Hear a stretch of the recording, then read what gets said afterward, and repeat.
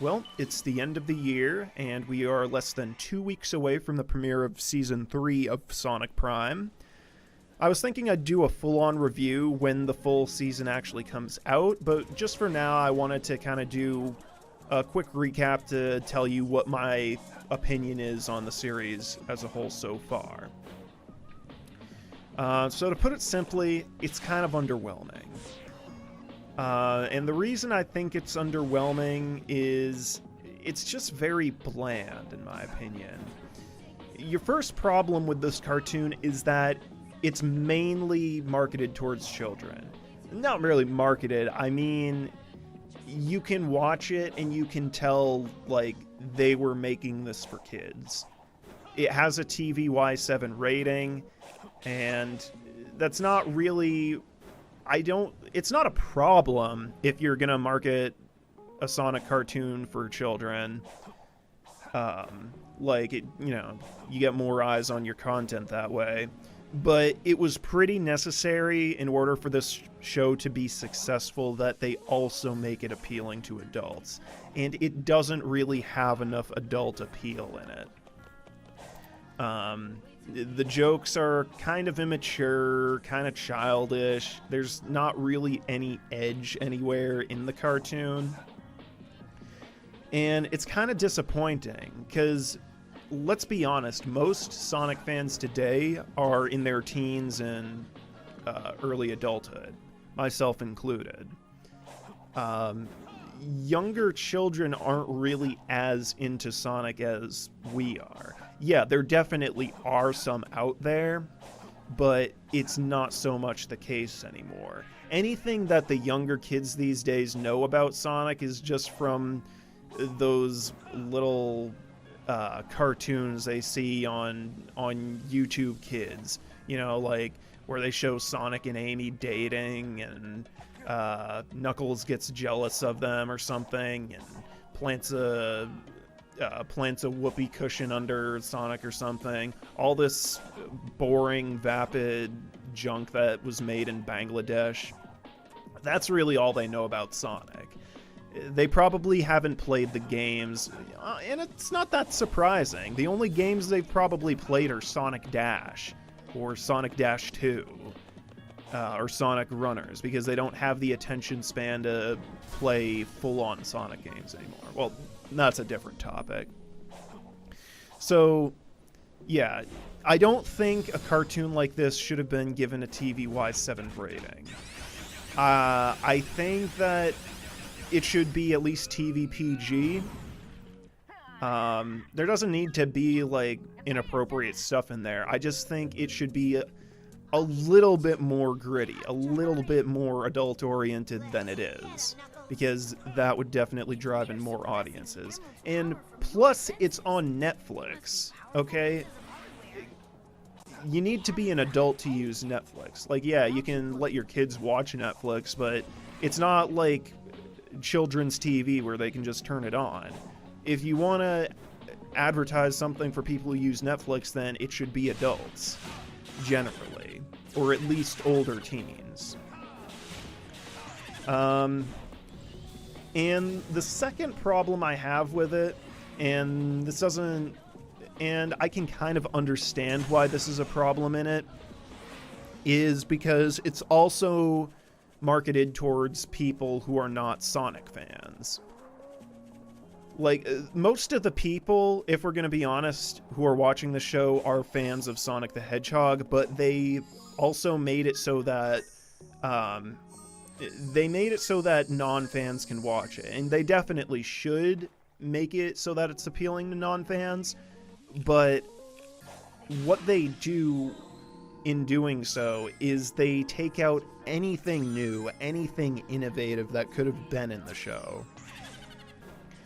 And what I mean by that is, like, they put in things that just are what you would find in the most standard fanfiction imaginable. Like, if you were reading through Sonic the Hedgehog fanfictions on fanfiction.net, you could easily find the plot for Sonic Prime in there. because they're constantly doing stuff that's just so standard for Sonic. Like, oh, the only food you can reference in any Sonic media whatsoever is chili dogs. They're always talking about chili dogs in Sonic Prime, and it just makes me cringe. I never want to see a chili dog again in a Sonic game. And the main location, actually no, it's not even the main location. Literally the only location in the show is Green Hill Zone. And I'm not even joking. Yeah, they have the different worlds that they're going between, but all of them are just alternate versions of Green Hill Zone. Like, you have Green Hill Zone, you have New York City, which is just Green Hill Zone but with a city. You have that ocean world, which is just Green Hill Zone covered in water. You have that jungle place, which is just Green Hill Zone with a jungle grown over it. There are no new locations in there. It's all just Green Hill Zone, Green Hill Zone, Green Hill Zone. And that's another thing I don't want to ever see in another Sonic game. I'm so sick of Green Hill Zone. Like, it doesn't even feel special anymore. Not everybody remembers this, but when I was little, I played the first Sonic game. Like, my older brother had a Sega Genesis, and sometimes we played Sonic on it together. And I remember playing through Green Hill Zone. I actually wasn't even able to complete the third level, believe it or not. I was that bad at video games back then. But yeah, that was my first toe dip into Sonic the Hedgehog. And, you know, all I thought of Green Hill Zone is, yeah, it's the first level. It's a pretty cool looking place. And then when I played Super Smash Bros. When I was a little bit older, I saw Green Hill Zone again, and I felt a rush of nostalgia. Like, wow, I didn't think that another game would ever reference Green Hill Zone. Well, little did I know, Green Hill Zone has been in so many games, so much Sonic media, it makes your head spin. Like, they're just using this so much because it's something that everybody recognizes about Sonic. Everybody who's played the first Sonic game, they see Green Hill Zone and they think, oh, Sonic. But yeah, but you don't need to do that to make a good Sonic the Hedgehog cartoon that's appealing to a non-Sonic familiar audience. Okay? None of the Sonic cartoons had Green Hill Zone in them. This is the first one that does. And it just makes me think, it kind of makes sense because this is sort of the first meta-era Sonic the Hedgehog show. I mean, you had Sonic Boom, but that doesn't really count because Sonic Boom was trying to be sort of its own thing, its own continuity. But we're currently in the meta era of Sonic. Well, I mean, with Sonic Frontiers released, that's kind of debatable.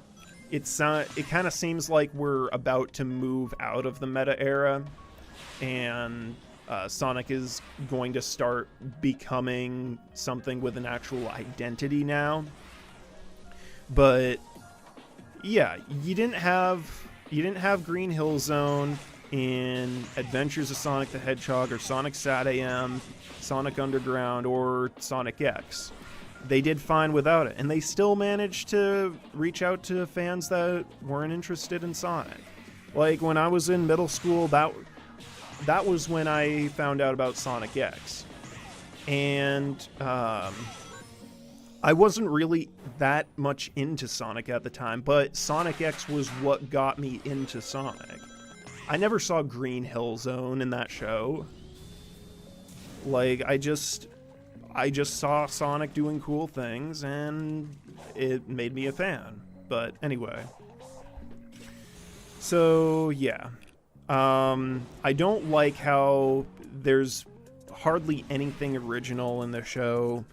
Like, Sonic's friends are just so one-dimensional. I don't like any of them. They don't really have any... all of them have the same personality. Did you ever notice that? Tails doesn't have a personality. Amy doesn't have a personality. Knuckles doesn't have a personality. They're all just carbon cutouts of the same character, Sonic's friend. That's basically all they are. And, you know, they're always there for him. They're always helping him out, helping him fight Eggman, and there's just nothing that interesting about them. Like, what happened to Knuckles being like this mature guy who was always you know, he was kind of like the straight man, and Sonic's just kind of the annoying guy. I don't see any of that in the show. And then there's Tails. Like, he's just as standard Tails as you can get. He's not a fun-loving kid. He's just like, he builds stuff and he helps Sonic. And Amy, she doesn't have a crush on him. She's just kind of his friend. Just kind of the other girl who helps fight Eggman. And don't even get me started on Rouge the Bat. My goodness. I cannot believe how badly they got Rouge in the show. So, I didn't want to get political here, but I feel like I'm going to have to, and this is my channel anyway, so if you don't agree with me, that's fine. I don't care. Watch something else. This is a Netflix show, remember? And I think Netflix, like, they needed another female character because Amy wasn't enough, and Amy is not like a strong, independent female character. She's just kind of the little girl who's in love with Sonic. They needed another female character to you know, represent women better. That's my theory. I can't prove it one way or another. But of all the female Sonic characters they could have picked, why did they pick Rouge the Bat? I would have liked it better if they picked Blaze. Yeah, I know Blaze doesn't appear in Sonic games that much because she's from another dimension. But why Rouge? Rouge isn't really Sonic's friend. Rouge is just a thief. She's just a thief who happens to appear in some Sonic games. She's really more of an antagonist than a protagonist. She helps Sonic at times, and she helps save the day at times, but really just because it's convenient for her, not because she's one of the good guys. Why is she fighting Eggman? Why is she acting like she's their friend? Doesn't really make sense why they chose her. And they hardly ever reference the fact that she's a thief and that she likes gems. And they even changed her outfit, and I have a feeling maybe it had something to do with if Rouge wore her normal skimpy outfit, it would be too objectifying. But I don't like her new outfit, to be honest. But anyway. So, yeah. Really the best character, and okay, I know I've been ranting about this show for a while, but let me just say, they did one thing very well in this show, and I really have to hand it to them, because they just knocked this out of the park. They did Shadow really good. This is the first time in a while that I have liked an iteration of Shadow the Hedgehog. Like, for those who don't know as much, Shadow used to be a cool character. In fact, I think he's the most popular Sonic character, and it's pretty understandable why. Because Sonic characters, like, they're living in this world that's kind of supposed to be all happy and joyful, and it's all kid-friendly. and then there's Shadow. And Shadow is like the antithesis to all that. You know, all the Sonic characters, they're all inoffensive and nothing bad ever happens. But then there's Shadow, who's sort of like, he's sort of like the straight man in Sonic. Like, not the straight man like Knuckles is, but he's like the darkness in the Sonic world. He's like the realistic part. You know, he's not goofing around. He's not interested in all this fun stuff that they're doing. He's like an actual adult who's seen some bad stuff. He's experienced some bad stuff. And he's just different from everybody else in that regard. And that's what people like about him. And they did that very well in this show. And I think his new voice actor is amazing. I didn't like his voice actor, like his current voice actor. What's his name? Let me look him up real quick. He's in some anime. He's not a bad voice actor. Okay,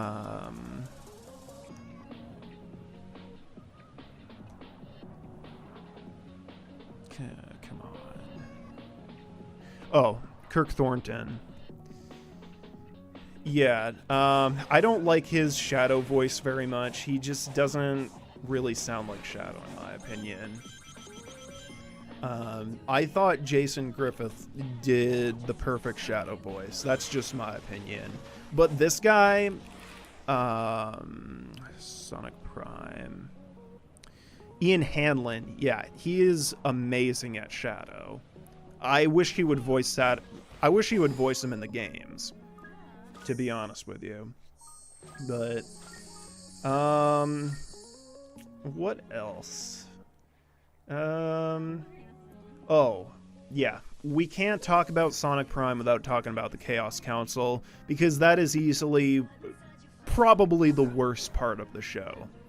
So, you know how in some Sonic games, they'll have Eggman as the villain, but then they'll also have another villain who's even worse than Eggman, and then Eggman has to team up with Sonic to fight the bad guy.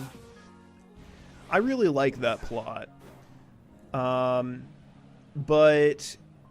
how about we do the exact opposite of that for once? You know, instead of let's not make Eggman the bad guy, and let's not make this demon or monster that's a million times worse than Eggman the bad guy. Let's just make there be 5 Eggmans, and let's make them the villains. And that is just, it was so utterly stupid. Like, I would much rather Eggman just be the main villain of the show than have there be this Chaos Council. They're so uninteresting. And there's really nothing that's ever revealed about them, where they came from, or what their relationship is to one another. Sonic, at first, when he saw the Chaos Council, he thought that it was an Eggman family reunion. Sorry. And they said that they're not family. Okay, then why do you look exactly the same?